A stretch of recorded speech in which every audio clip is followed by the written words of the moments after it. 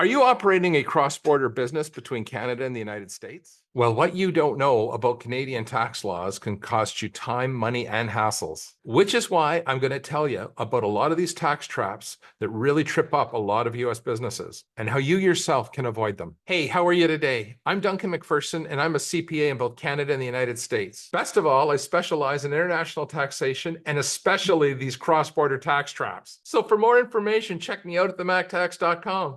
And don't forget to subscribe for more tips on how you or your clients can avoid these traps and pitfalls without all the BS you're probably currently experiencing. Today, I'm going to expose some critical tax traps that you're going to be dealing with when it comes to Canadian operations. And let me tell you, understanding these is going to save you from hefty fines and a hell of a lot of legal headaches. So let's ensure your business is protected.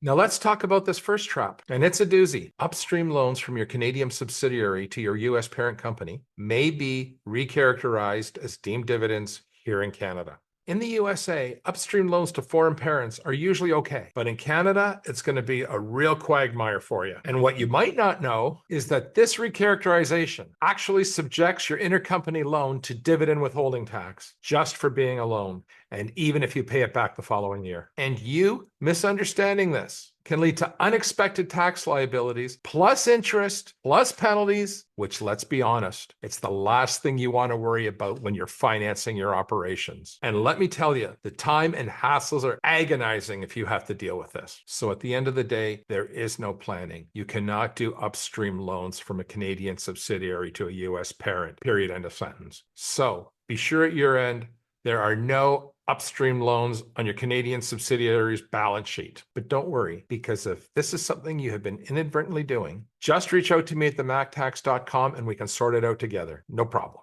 Now let's talk about the second trap, LLC recognition issues. So unlike the US, Canada will not recognize the flow-through nature of an LLC. Under Canadian tax law, they are treated the same as a C Corp. So unlike the US, Canada will not recognize your LLC as a flow-through entity. Under Canadian tax law, they're going to treat you as a C Corp. As you probably already guessed, this discrepancy is going to cause you a myriad of compliance issues and a mismatching of foreign tax credits. So to avoid these pitfalls and ensure you get optimal tax treatment on both sides of the border, it's crucial to structure your cross-border affairs appropriately from the get-go. And also, not a pitfall, but just a hoop you may have to jump through. If your LLC is required to file a tax return in Canada, it may be required to get a status letter from the IRS showing that the owners of the LLC are U.S. tax residents. That's all. So, pitfall number 3, differences in depreciation policies. And I warn you all now, this one is a shit. So the way depreciation is handled can significantly affect your tax liability. And here's why. Canadian depreciation methods vary drastically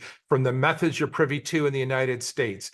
ADS, makers, and bonus depreciation, which will lead you to substantial tax liability with GILTI and Subpart F income. In fact, quite often, and in fact, this is a recurring nightmare in my practice, the GILTI tax is really just a tax on depreciation differences. Fortunately, in Canada, we have great flexibility in our treatment of depreciation, enabling us to mitigate this nightmare for you. Ergo, someone on your tax team must know both countries' depreciation methodologies. And if you currently do not have someone on your tax team that does, give me a call at themactax.com and I'll get you sorted out right away. And the last trap we'll discuss today is that we do not file consolidated tax returns in Canada. So any consolidation strategies you use in the United States are out the window up here in Canada. So let's say you have 2 Canadian subsidiaries, one that is profitable and one that's losing money. In the USA, you can consolidate these 2 companies where their combined taxable income is zilch, right? Well, no such luck up here in the Great White North. Your profit company pays tax and your loss company sits on the loss as a carry forward until it's profitable. And if you have in the back of your mind right now that you can just charge a management fee from one company to the other to offset it, forget it. I know economically this seems totally unfair, but that's just the way it's done up here. You just got to live with it. So if these complexities are giving you headaches, don't navigate these treacherous waters alone. Schedule a consult with me today at themactax.com. I will help guide you through these complex tax laws, both from a legal standpoint and a compliance standpoint. I'll guide you through these complex tax laws and ensure you stay compliant and minimize your tax obligations. Or better yet, just click the link below and secure the health of your cross-border business. And let's tackle it together, and thanks for watching. I'll see you in the next video.